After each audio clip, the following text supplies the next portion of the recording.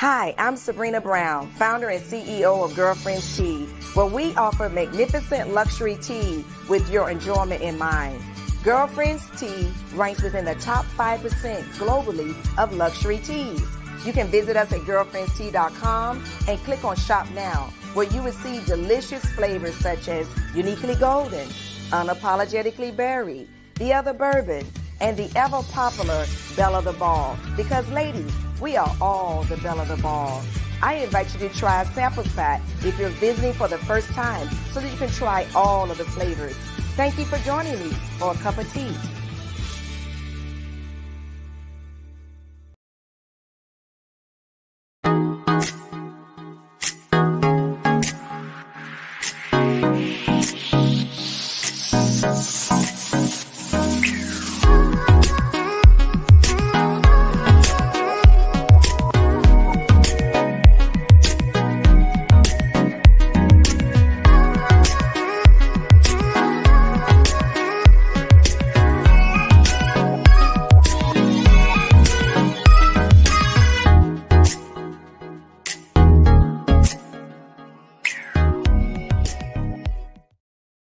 Well, welcome back.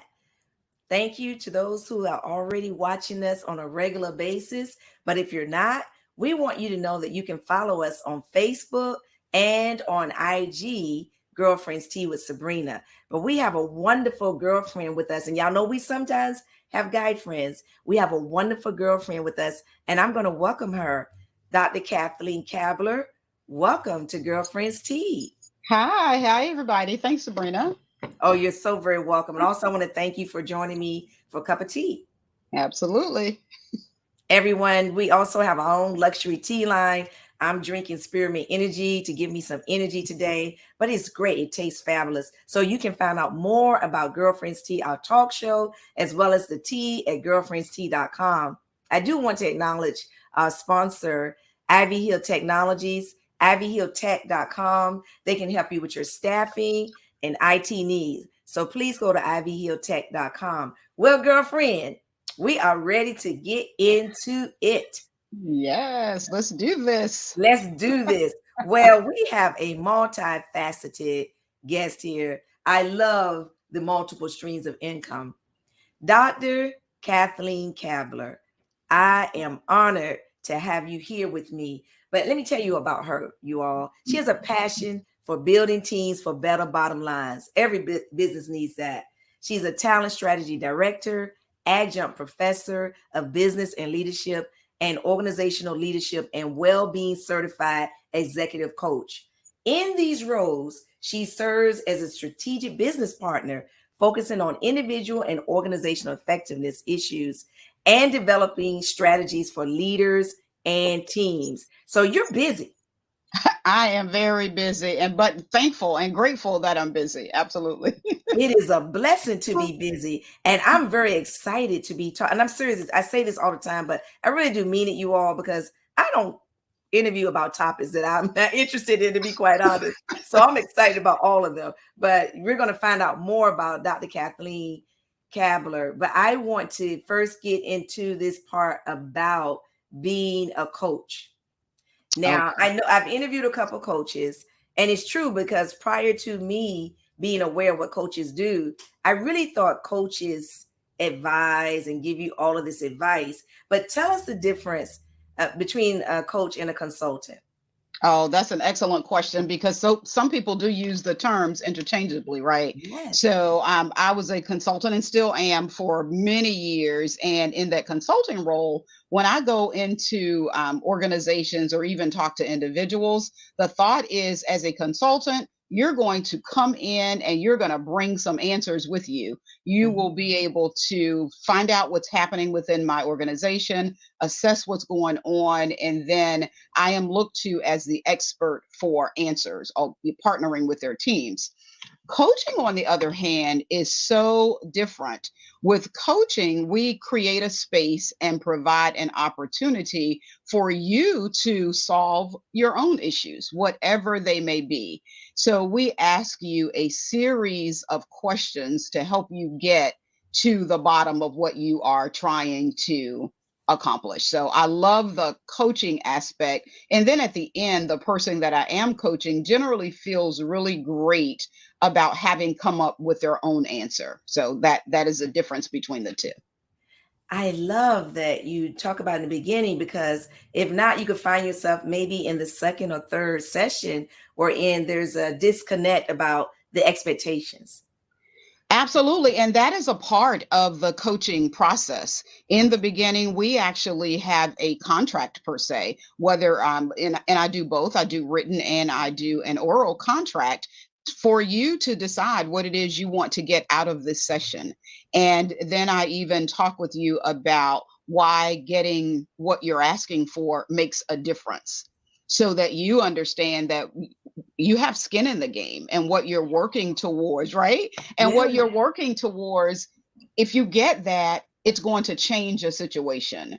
So that is why it's like we don't know what is important to you and why you want to accomplish that. So again, we create that space for you to do that on your own by helping you to own that piece of it in the beginning. Yeah. Yeah. It's so very important that not everybody does what they enjoy, their passion. They do it because they need the money. And I get it. I get it. Been there, done that, got a t-shirt, praise God.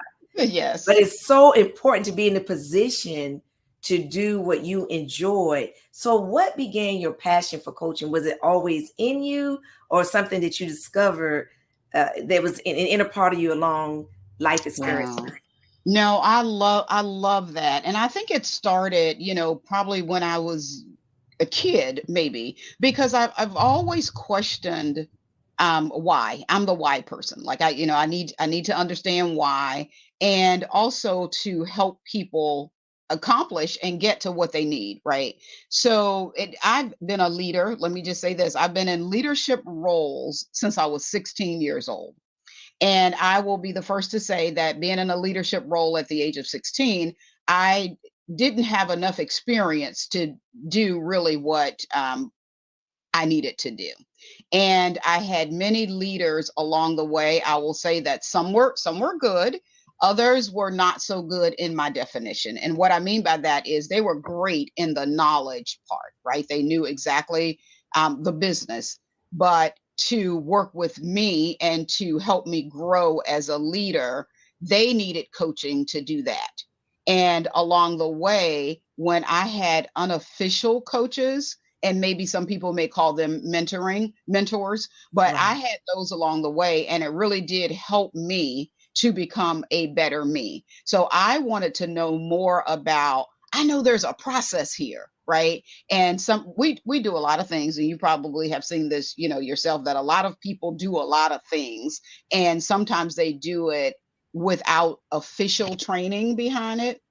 But right. So for Mhm. me, it's very important that whatever I label myself as far as knowing how to do, that I've actually had the training behind doing it. So I wanted to go and complete a coaching certification, so that if you entrust me with your private information, that I don't mishandle it. And so, and if I could just say more, right now I have a passion, my coaching, I do executive coaching with leaders at work and such, but my real passion, and this will be interesting, but my real passion is pastors' wives. That is, yes, that is, Awesome. that's what God gave me. And I have to just say, when he did, it's like, what? That's what you want me to do? What?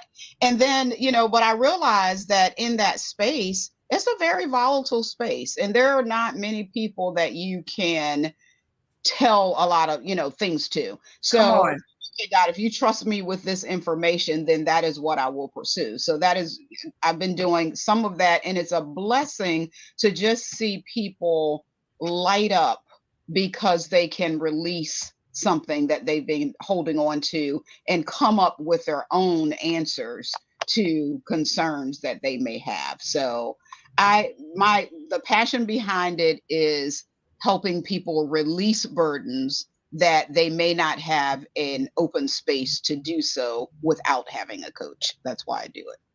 And you know what? That is the basis for anything, whether it be friendships, But we can Yes. have friendships, but friendships is great unless your friend just happens to be versed and skilled in coaching and advising. Right. That's you got the best of both worlds. Then it's like, oh, Right. now I Right. told you, now analyze me. Help me, Right. tell me what to do. Because Exactly. friends can really listen and give some wisdom, because we know there's safety in the multitude of counsel. That's what the Absolutely. word says. But Yeah. I love about the first ladies, because I've interviewed a few first ladies. I'm going to start a first lady series.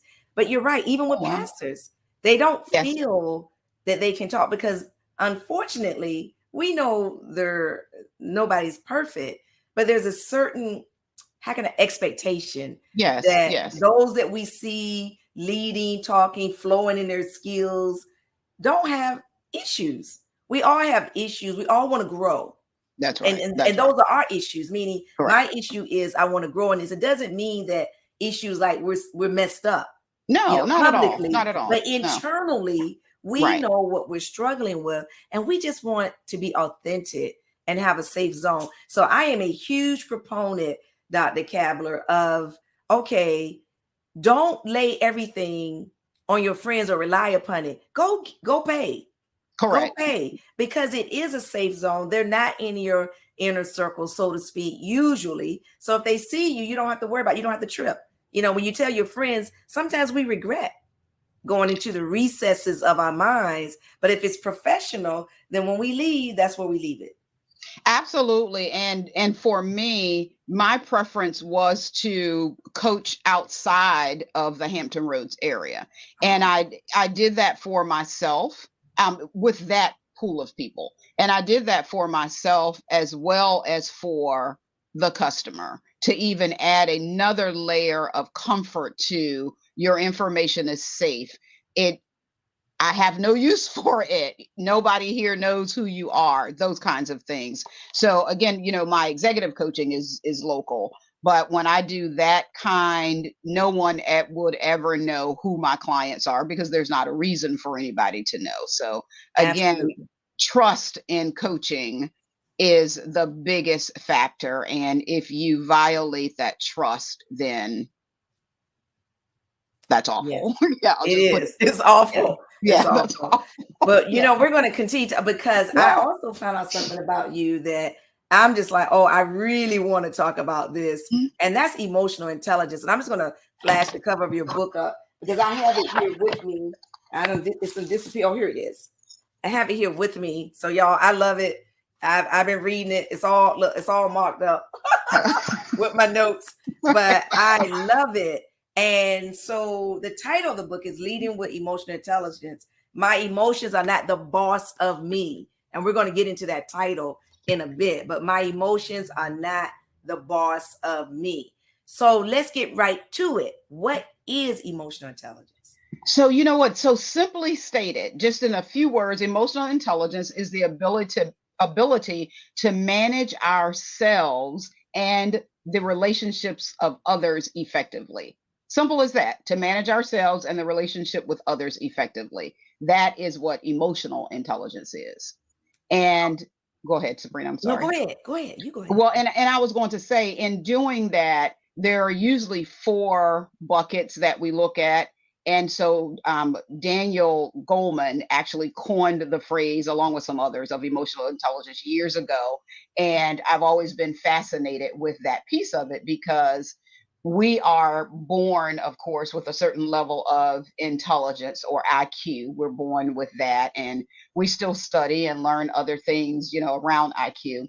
But with emotional intelligence, it is built over time and through relationships and through experiences.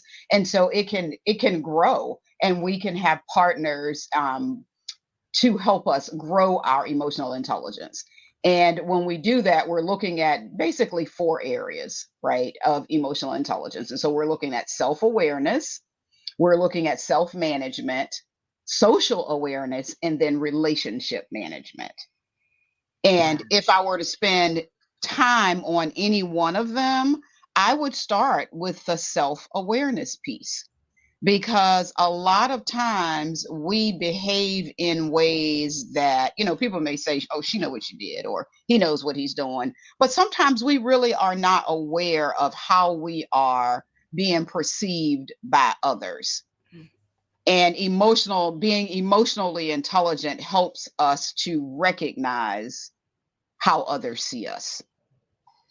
I think I'm about to do a part two on this because this is really touching me because emotional intelligence is critical in relationships, Yes, especially in our interpersonal relationships. We have to feel comfortable bringing up authentic conversations. Be absolutely. bringing this up because I would not be aware. I mean, I'm going through that now with friends. Now, my friend, I can say, praise be to God, that I'm an exceptional judge of character as it relates to my inner space. Okay. I mean, Okay. 20, 40, 30 years of connections. And, but what I'm finding myself being more open to is, hey, no, sometimes it's not, this is just the way I am. Hmm. As the old saying goes, if you hear it more than once from different people, totally not connected, then there's some truth to how you're perceived. It may not be who you really are, but you've got to change that perception because hey, this is the message I'm sending. This is a message I'm sending about who I am in my personal space. Absolutely. Absolutely. And you made me think of a Dr. Phil moment, not that I'm a huge, I've watched Dr. Phil. So you made me think of something that he says, and he always says, how is that working for you? Oh, love it. Right. Yes. Right. He always says that. How is that working for you? So for me, if it is, because all of us have room for growth, right? So I am Yes. absolutely not sitting here saying I've mastered this thing. Part of me writing this book is because I needed to master it. And, every day I'm intentional about looking in the mirror and paying attention to how I'm showing up. And so for me, it wasn't working for me. Some of the ways that I was showing up wasn't working for me. And we have to position ourselves with people that will be okay to having open and honest dialogue, right? But we have to be willing to accept that open and honest dialogue. So I remember having a boss, and he's one of my mentors and friends to this day. And I remember him giving me some tough feedback, what I consider tough. Others may have Mhm. been like, girl, that was nothing, but I considered it tough feedback, right? And he said to me, if you will give me permission to give you feedback when I see this, then you're going to go places, right? You can switch that behavior or learn a new behavior, and it's going to be great for you. So the reason I agreed with him giving me that feedback is because, for yes, I wanted to go places, I wanted to grow, and also he did it in a safe way, and I trusted him, because that feedback from somebody that I didn't trust, I would have received it a different way. But I knew that he was not trying to do something bad to me. He was trying to get something good to me. Right. So I knew that. And that was why I received his feedback. And then, Sabrina, the other thing he did was he turned the tables and said, and I want you to do the same for me. And yeah, and he really meant it. So we did that for each other, and it was just such a growth area in my life. Yeah. Oh, I would have felt naked. I mean, really, because Yes. when people say that, you still have to be careful because you don't know how much you can lay on them. That Just absolutely. just do one Yeah. thing because it's the human mind. I mean, we love ourselves. We don't want to be beat up or beat down. No, no, So we don't. yes, I would try just one thing. But I want to ask you, my emotions are not the boss of me. So Hmm. leading with emotional intelligence, it's an acronym, boss. Yes. Yes.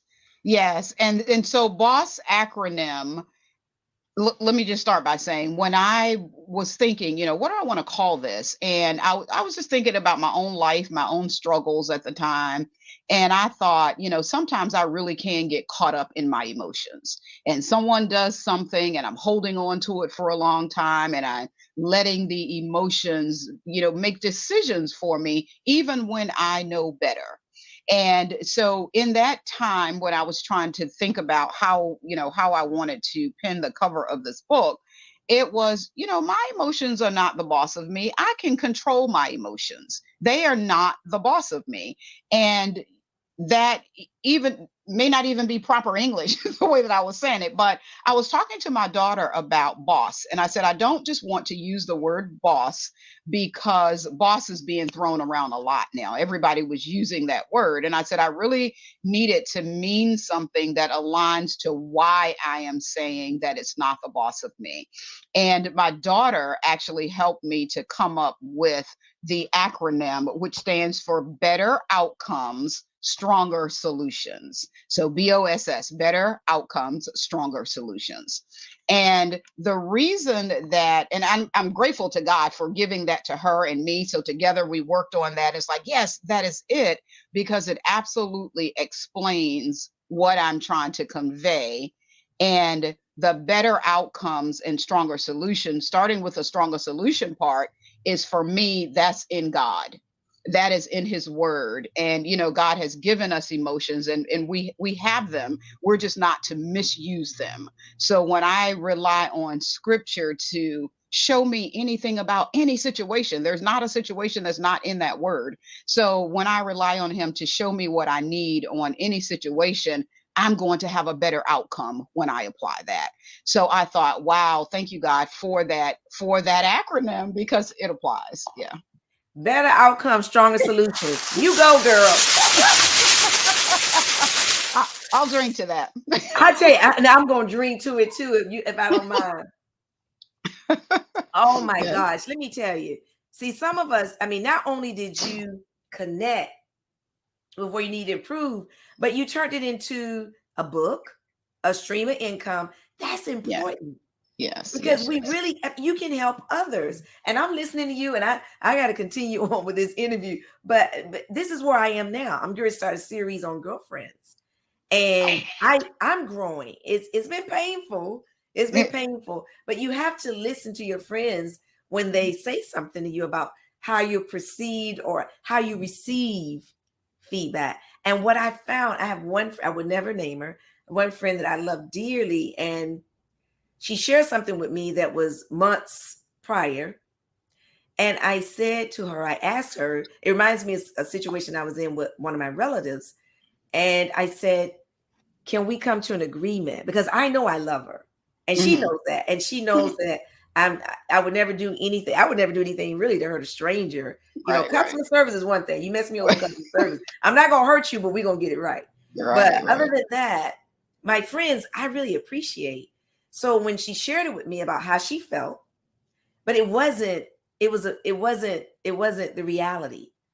For me, it wasn't. And when I reminded her of the scenario, then she understood. But one agreement that we came to, and I think this is so critical, because I first said this to my cousin: tell the person immediately. Don't wait Mhm. months later, because I can't Yeah. defend myself months later. Fortunately, I could recall everything, but it's not fair. If we're friends, since we're friends, let's just get on tape. It may not be the immediate, but no longer than a week should it be held, so that the person can recall the scenario. And it just made it so much better. I so appreciate it now, because I don't want someone thinking something about me in the recesses of their mind, even though they love me, that's inaccurate, because it gives the enemy, through another person, the vehicle to come and plant a seed. But now that person can say, no, I know her. That's not her. That's not her intent. And I'm not saying that people were speaking on me. I'm just saying, in case, Right. because Right. the Bible says we know this, and it's just good, sound uh, guidelines. If we have art with our friend, we're to go tell them. Yeah. Right. Right. That is very true. And so I know that there's no one size fits all. There absolutely is not a one size fits all. And that for me comes into trust Mhm. and knowing the other person. Because this is what I've learned in coaching. People aren't always ready to get to the response, even though they come for help, even though they say, I need help. But sometimes help equates to, I want you to tell me what I want to hear. Right. Yeah. And it's a process to get to your perspective, and still your perspective could be different in the way that others view you.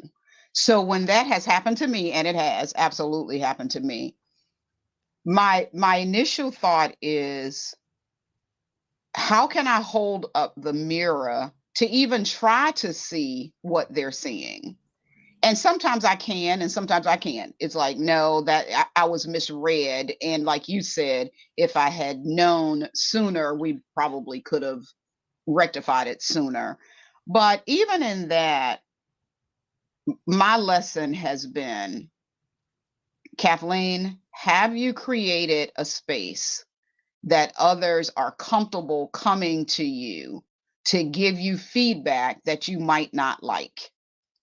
And how are you going to respond to it? Are, if they're giving it to you in love and out of love, and you feel that, are you going to take the feedback and, ponder it and try to do something about it? Or are you going to defend it? So for me, what works for me, and again, there's not a one size fits all. For me, it is, let me just take this feedback. Let me ponder it. Let me think on it. Let me pray about it. Let me search myself to see, is there anything I can do differently? That's emotional intelligence. Is there anything that I can do differently? Sometimes I come to a conclusion. It's like, you know what? I know why they said that. I understand exactly why they said that, even though it wasn't my intent. But people don't see your intent. They see what you did or what you said. They don't know the intent behind it, which is why communication is always great, because then you can explain the intent. So I'm happy to say that in my seasoned years, my seasoned years, I, I am less apt to be angry or defensive, because someone's opinion is someone's opinion. So I just take it and decide, what can I learn from it? And I always tell people, in private life and at work, eat the meat and throw away the bone. It Some may apply, some may not apply, but That's it. whatever lessons I can get out of it, that's my starting point for me. Love it, love it, love it. I'm loving every bit of it, and I'm learning the power of pause. I've never been that way. For me, it's automatic respond, automatic Mm, defense. It really is, and it would be sometimes automatic offense, because I'm just I like, get it. you ought to know me. I mean, I'm not. It's not about me, but it's about emotional intelligence here, y'all. Let's just talk about it. I don't surround myself in inner circles with people that I don't love. I don't. I'm not. Yeah. So when I hear it, if it's something negative, you know, I, no, I don't do that. I'm genuine. The Yeah. people in my inner circle I care for. So that part is established. So in emotional intelligence, when we think about that, I was surprised at reading your book from your sources that it said that emotional intelligence is twice as important as IQ, as it accounts for nearly 67% of the abilities needed to be a successful leader. So it reminds me of what you said. People care about how you make them feel. That's right. That So what that is that the is impact of healthy EI in leadership?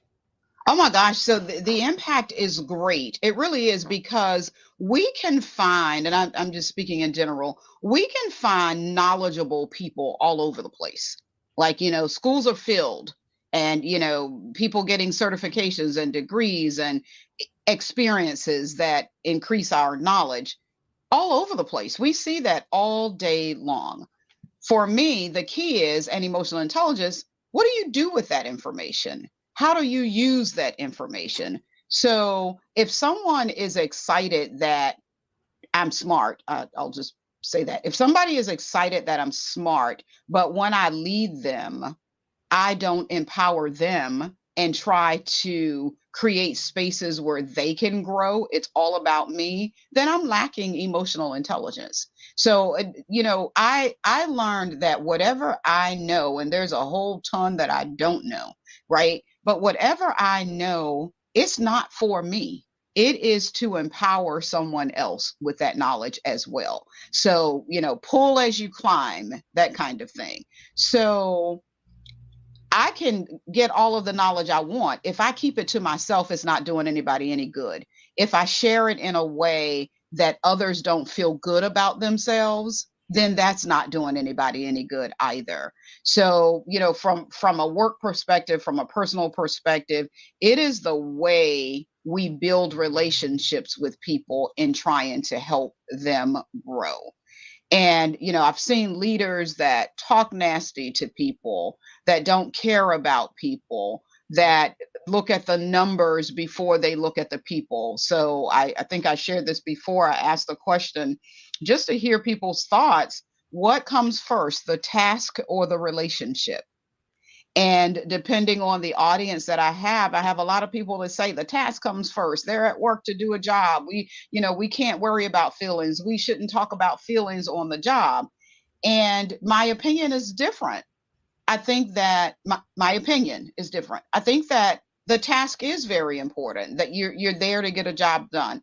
But you can get more bees with honey, as my mom used to say, right? So yeah, you can still get that task done. No one is saying don't hold the person accountable, but it is the human factor in getting the job done and holding the person accountable and making the person want to do the job versus being forced to do it because they're getting a paycheck. And that starts with that leader for me.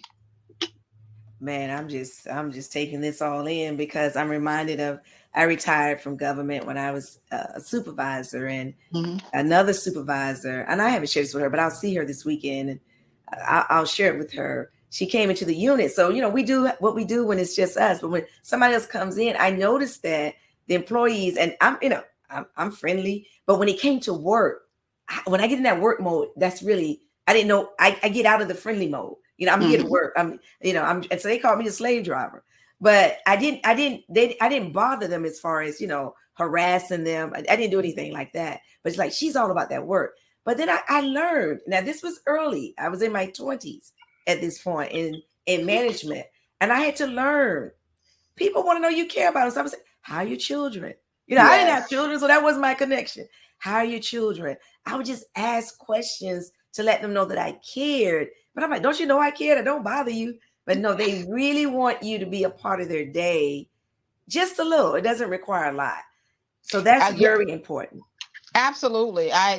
I could not agree more that that relationship piece, because care about me first, and then I am going to jump over mountains for you as my leader if I know that you care about me. And again, it's not minimizing accountability. The work still has to be done, but I'm going to be happy doing it because you care about me. You know that I'm married. You know that I have children. You know that I love, those kinds of things that we're not going to talk about that all day long, but we've Right. spent enough time. We've spent enough time with each other that Kathleen the person versus Kathleen the whatever at the time. Yeah. Exactly. Now, quoting your book, borrowing from that for this interview, some require intelligence, all require emotional intelligence.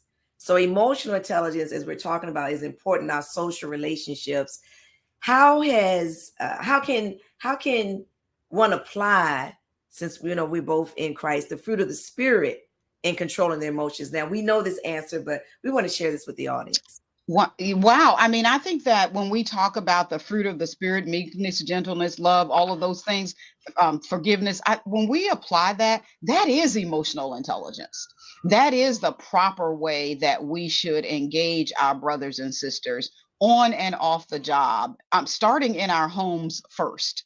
So to me, it's not something that you have to go and look and say, okay, today I need to apply emotional intelligence. No, it needs to be a fiber of your being. It is who you are, it is how you show up, it is what you expect of yourself and what others receive from you as well. So I don't think that you can be a good leader without having emotional intelligence.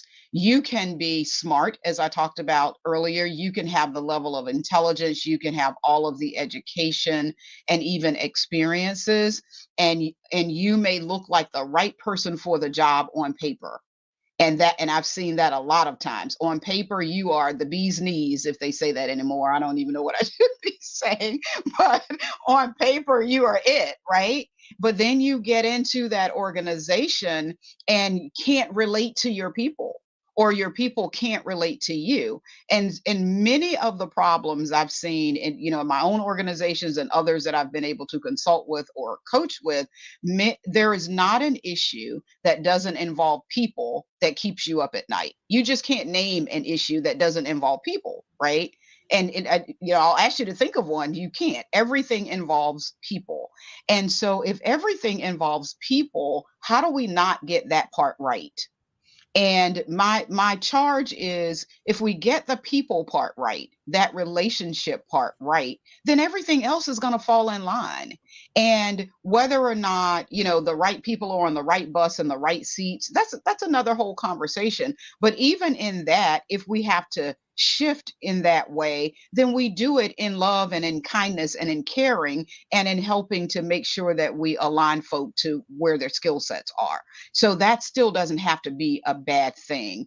But if you do not have that emotional intelligence piece, I think that you may be good for a while, but after a while, then things are not going to go so well, because you'll need the people to help you get to where you want to go. There is no doing it by yourself. You need that team around you.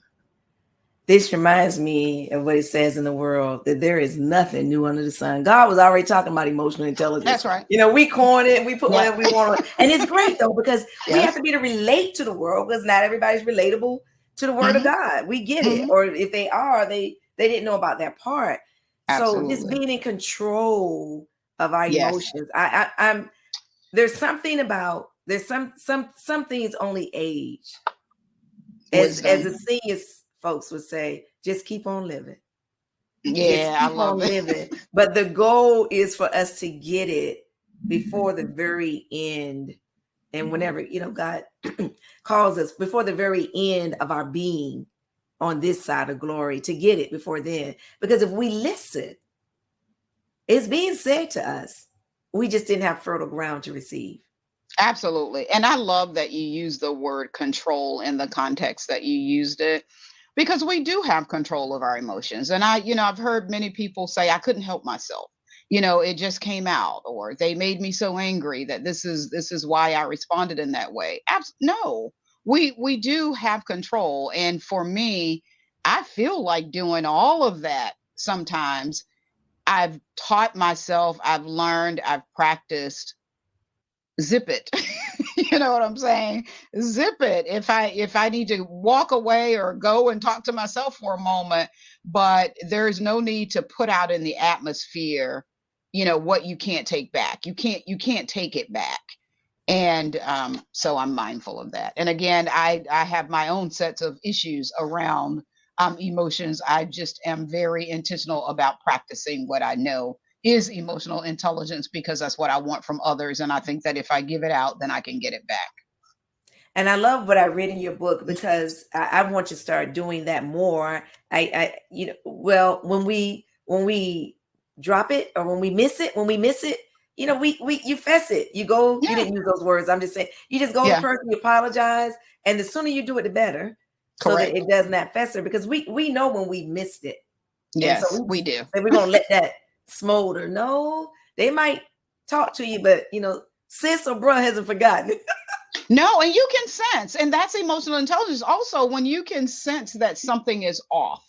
But a lot of times, for me, it is, and what I've experienced, it is either pride won't let us, or thinking that we're right won't let us, or fear of what's going to happen when I go and talk with this person. Right. So a goal is create an atmosphere, create a space that people will come to you, and then you can have, whatever conversation you need to have. So, but creating that space, and I think creating the space is more than saying, please come to me. I've had many people say, please come to me. I have an open door. But then when you go into the open door, you Come wish you on. had never gone into. Come on.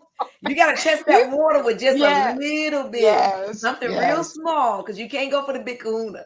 No, but I will say to people that that is correct. And I will say to people that if you have someone that is bold and brave enough, because I think it takes boldness and braveness and prayer. So if you have someone that is bold and brave enough to come to you, don't bite their head off, because they will never come back.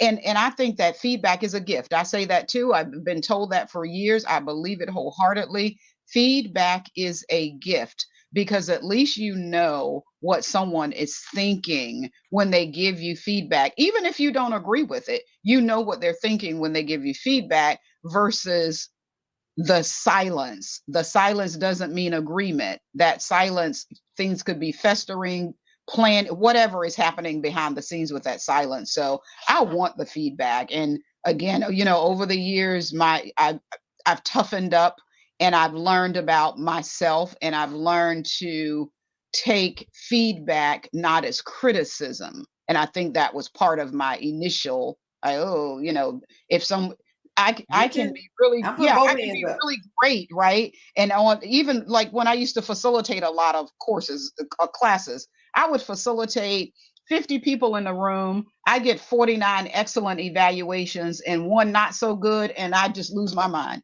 Like, like that one that's not so Like, good. It's really? world. Really? It's like, but you got 49 excellent ones. And so I really have learned over the years is, look at that number 49, understand what they're saying, take it to heart. If there's something that you can change next time, do it, and then keep it moving. So that's what I do now. I've enjoyed this interview with you. It was just what it was supposed to be. Just nice, calm. What I want to say, I don't want to say girlfriendly, but warm conversation. This is the intimate stuff, Yes, yes, that I absolutely. rarely delve into, but I'm learning to open myself up more to that outside of my inner circle. But if people want to reach you, I'm showing your email address here. Absolutely. Get that KablerKN@yahoo.com. And also, I am on Facebook, Kathleen Cabler, and I'm on Instagram, also Kathleen Cabler. I think those are the only two I really know how to do, but but those two, they can reach me. And Well, I if want they're to remind interested, everyone of yeah, this book, yes. Leading with Emotional Intelligence. My emotions are not the boss of me. But I want to congratulate you and the crew as we close this out. Y'all are releasing a book today. And give us the title of that. I know it's being led by Dr. Angela Reyes, but go ahead and give us the title of that and Oh my what's in goodness, it. wait, I need to have that flyer in front of me. But any that is the book by the RR Fund, and it is 25 women that we have shared our stories around finance and growth in it. So it is, as Sabrina said, it is launching on today. We have a launch in Florida that will happen later this afternoon. And we will have local launches as well. So it is coming, and I am so excited and feel so blessed to have been a part of that. Now, there are several women involved in this, and I know we're not going to get into it. What is the connection? Because I know there's a connection. That's why I'm asking. To the women that are involved. Yes, in the So, book. so the thread that pulled us all together is Dr. Angela Reddick's, and this was her brainchild with the RR Fund, and those that all of us agreed to be a part of that fund, and then out of that fund, that just such learning and relationship building and growth that has come out of that, and then this book, and all were invited to participate in the book. And I do believe that it's 25 of us that took that challenge on, and it is coming out today. Yeah, it's exciting. I love that all of you all came together for this Yes, 25 women and to 25 share women. about it's about financial literacy, right? It is right. It is financial literacy, exactly. And but we do that not in a typical way that people would look for. It is our own financial literacy stories, our own stories. So in mine, it's obviously different from yours and the next person's. What I like about my own involvement is that my daughter also is in the book, and she writes from the perspective of being raised by her dad and I, and then my perspective, of course, by my parents. And we're in the same household where when she was growing up, totally different, totally different. So I love that opportunity to do that with her as well. Well, I did find one of the collateral pieces. It doesn't just have the book, but There this you is go. it. Yeah. She's got Yeah. the power. Remember, I've got the power. That's what it Yes. reminds me of. So there you go, you all. It's on sale at Amazon along with your book. What is that? No, your book is on sale. They can write Yeah. you, but it's not on Amazon. It's where? No, it's not on Amazon, but they can get it at www.ddfreeman.com, or they can contact me directly. I have them as well. So DEEDEE. Yes, That's how they spell DEEDEE it. Freeman, FREEMAN.com. Mhm. Okay, well, there we are. Thank you for joining me, Dr. Cabler. I look forward to continuing our conversation. And I'm proud of what you're doing. I mean, is much needed. It is much needed. And I know that you're changing lives professionally and personally as a result of it. Everyone tune in for the next episode of Girlfriends Tea. God bless you. Thank you.